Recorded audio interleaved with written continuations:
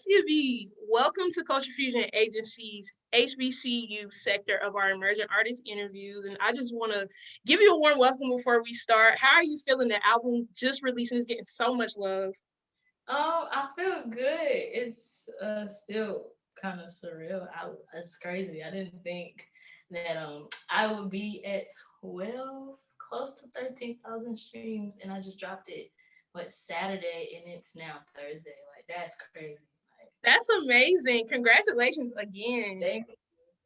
thank you. Before we get into the actual tape, I kind of want to ask you, since you are an HBCU student, how do you find your balance making music and being a student? Um, it's really a good question. A lot of the extracurricular activities that I do on campus is like geared to music. Like I'm in couture productions, and I used to be in like gospel choir.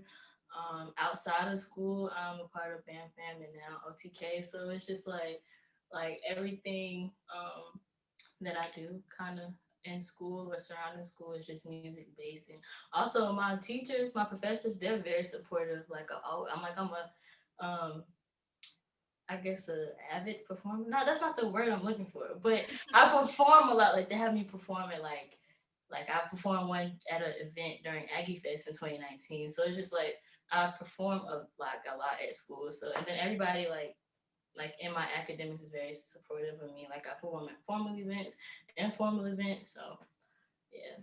So I love that. That's lovely. And so, since you are a student, does it feel overwhelming at times that you get so much love, or is it just like a thing you just knew you had it? for sure, it does get overwhelming. It's just because I'm still a student, so 11:59 be beating me up as well as doing this, but like he takes the stress off most of the time. True. So.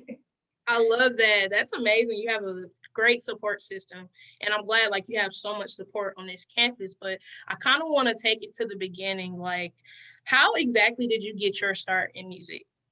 um Taking music seriously, like okay, yeah, I could do this, or like just singing in general. Singing in general, or you can give us both if you don't mind sharing. So singing in general, I'm gonna just give you the smallest spiel. Um, it was probably back in like 2005 when I got my first album called Emancipation of Me. And, I was trying to mock Mariah Carey notes. And, that's a woman I could sing. So that's like basically where I started singing. And I was like, hey, I could kind of sound good, kind of sound like her. So like that's when I started singing, but actually like taking singing seriously, like, oh, I can do this, was like my 10th grade year in high school. I had this chorus teacher named Amy Daw. I wasn't originally in her class. She made sure that I got in her class. And from there, like, she just pushed me to always, like, I remember we had, like, the chorus competition where we had to go to an actual recording studio. That was my first time being in a recording studio. And I recorded a Christmas, like, jingle. It's called Sending You a Little Christmas. And I was like, and it was my first year like doing something like that. And she just believed in me so much and I could do so much. So it's just like, she's the reason why like I started doing music and started like getting my stage presence out there. Cause just like, I used to be very shy. I can still be shy sometimes. So that's why I like having a manager, cause he do all the talking. I don't got to talk to people. So, yeah, just like that's who like kind of instilled that confidence in me for my stage presence. Aside from, you mentioned Mariah Carey, who else were some of your musical influences? I'm very curious to know. Patti LaBelle. I'm always gonna tell y'all that Patti LaBelle. If I ever meet Patti LaBelle, I will fall out on the floor, and y'all gonna have to pick me up. What y'all gonna have to do? Pick you up. Exactly. I was watching literally just last night. I was watching Fantasia sing Lady Marmalade, and I started crying just because I seen the reaction of Patti LaBelle. Like, I want to do that. Like, oh my god. Like, I started telling like, if I meet Patti LaBelle, I swear. But it's Patti LaBelle. I love her stage presence and her voice. Anita Baker, Jasmine Sullivan, Beyonce, Natalie Cole, Aretha Franklin. Who else? So many people. It's like I can't even Tina Marie. Like I grew up with like Keisha Cole, and like I grew up on like a lot of like soulful singers. So it's just like And I'm an old soul, like, and you like sometimes you can kind of tell that when I sing certain songs, but it's just like I knew you could sing, but I know you sang. It's just like, yeah, I pull it versatile. So yeah, those are a few of my vocal inspirations. I'm pretty sure I have more, but I just can't think of them right now. I That's a know for sure lot. I have more. Like I admired Alicia Keys growing up. That's what made me want to play the piano all my life because I used to wear Wow. braids too and I want to play on the piano. You know my name. Like I like just everything fantastic. Like it's just so many people I could really name that I just adore musically. Definitely, that's a whole lot of soul singers, and you also mentioned something about stage presence, and you yourself have quite the stage presence. I watched the Tiny Desk recording here at A&T, and I just thought you did so amazing. Your performance of Favorite Girl, so beautiful. Thank you. I Of appreciate that. course. Oh, I watched that. Yes, I did. Oh, thank you. Of course, I was so blown away by you. And honestly, I was waiting for this project, and honestly, it's amazing. 10 out of 10. I love it so much. Thank, thank you, thank you.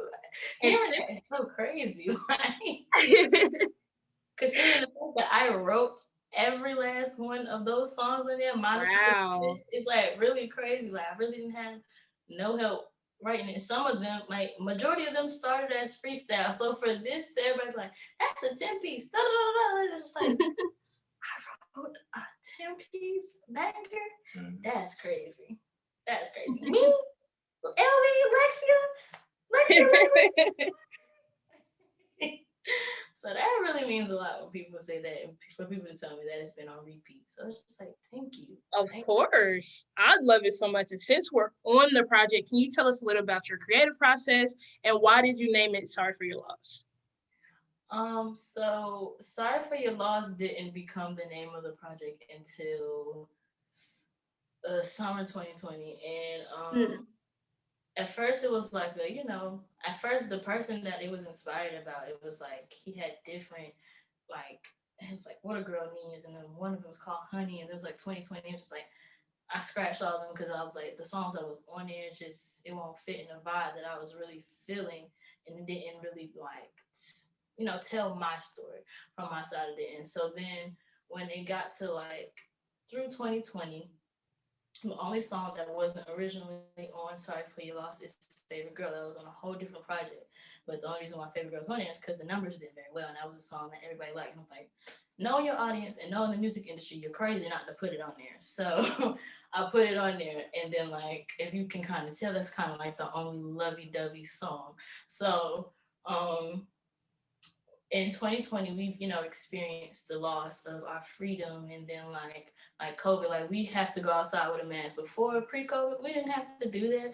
And it's just Right. like at first it was like sorry for your loss was more like sorry for his loss, but like loss was like the word of 2020 for me at least. And it's just like I thought I was losing friends, I thought I was losing myself, I thought I was losing a lot of things. And it's just like in the end, it was really like a blessing in disguise because actually COVID kind of slowed me down. Through COVID, I came up with this project. So it's just like, and everybody's saying like, this the one that's going to put you on top. It's a 10-piece. It's just like, I hear all of these positive things. So it's just like the reason for the name of Sorry for Your Loss, I thought it was just because it was just like, sorry for his loss, da, da, da, da. But then it's like, it was something bigger than that. It was just like, it's not my loss, it's your loss. Because I thought in the beginning I was losing something when really it was just like me starting to get ready to where I'm about to go.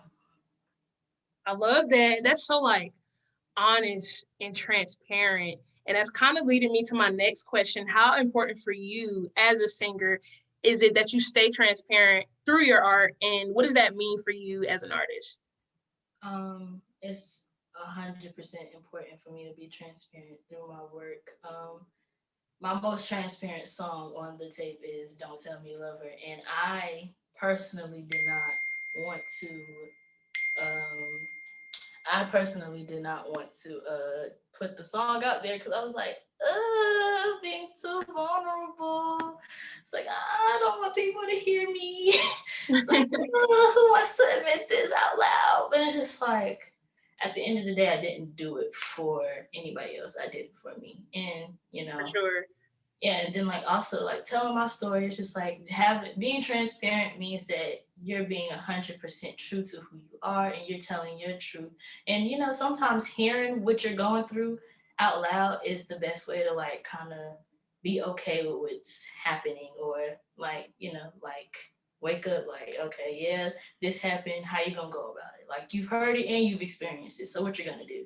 So, and then you don't know, like your story could help somebody else out For because sure. they're going through the same thing that you're going through, but like you, they're embarrassed to say it, and they're embarrassed to speak it out. Because like if you listen to the song, it's like, who wants to admit that you are? I'm not even gonna say in love, but you love the thought of somebody else, but you can't even really pursue them because they're in love with someone else. So it's like, why would I want to admit that out loud? But it's just like it is what it is. Like, and then my story helped a lot of girls. Like somebody told me, it's like, I listened to your project and it helped me. And I was just like who does some big words, mama? But so it's just like, I mean, I did my job if that's the case. Like, cause that's, I found my purpose is to help and heal, whether that's, and that's through my music.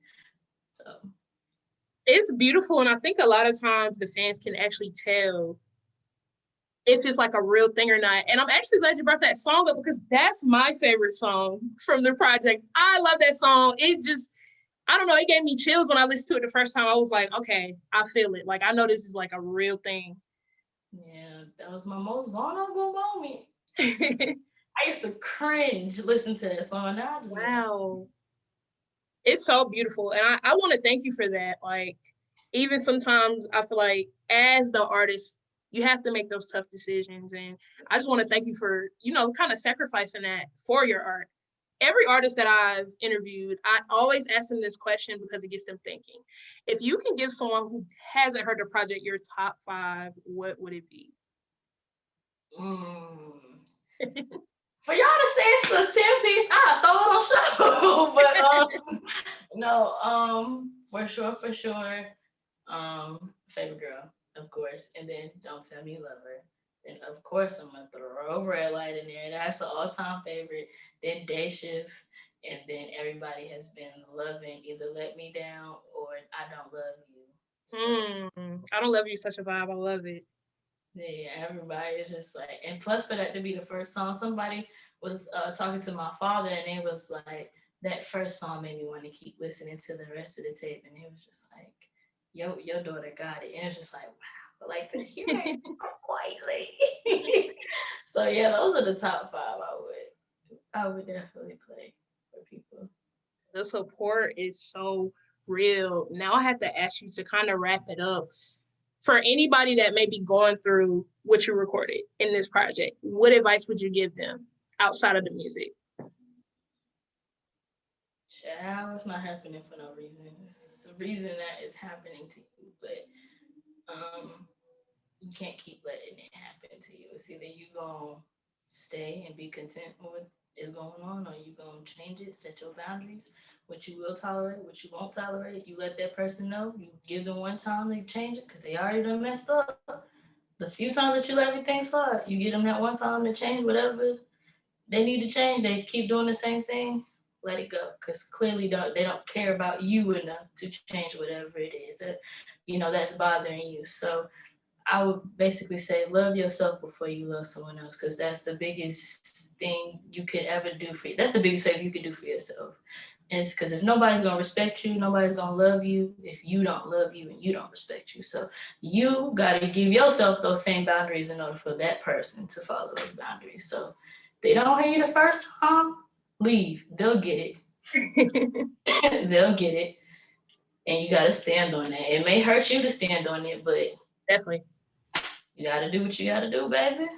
Because then you're just gonna keep day shift. Every day we going through the same. You gotta go through the same cycle over and over again. To break that cycle, you gotta also evaluate what you're doing too, because that person ain't just doing something wrong. You're also in the wrong for allowing it. So don't continue to keep hurting yourself. That's not. For sure. Lexia, thank you so much for sitting with me today. I had so much fun just getting insight on this project because it's so beautiful. I cannot wait to, keep promoting and keep sending it to people that I feel like, you're going to benefit from this. Of course, and where can everyone stream? I'm on everything, like even Amazon Music. Someone told my dad that it's like, oh, you know, listen to Amazon Music. So I'm on even SoundCloud, even YouTube, but you can find me on Apple Music, Spotify, TikTok, Tidal, everything, all streaming platforms. So yeah, you can find my pretty face there. And you can find me on all social media platforms. Basically, my name is just either a word or a letter different. So on Twitter, it's LEXIAAV, and on Instagram, it's the Lexia V, which is at THELEXIA. Thank you so much for joining us today on our HBCU Emerging Artist sector of our show here at Culture Fusion Agency. Again, thank you. Like, I have no other words. I love the project. You all heard it. Stream Sorry for Your Loss on all platforms. Lexia, thank you so much. Thank you for having me. Of course. Thank you for having us.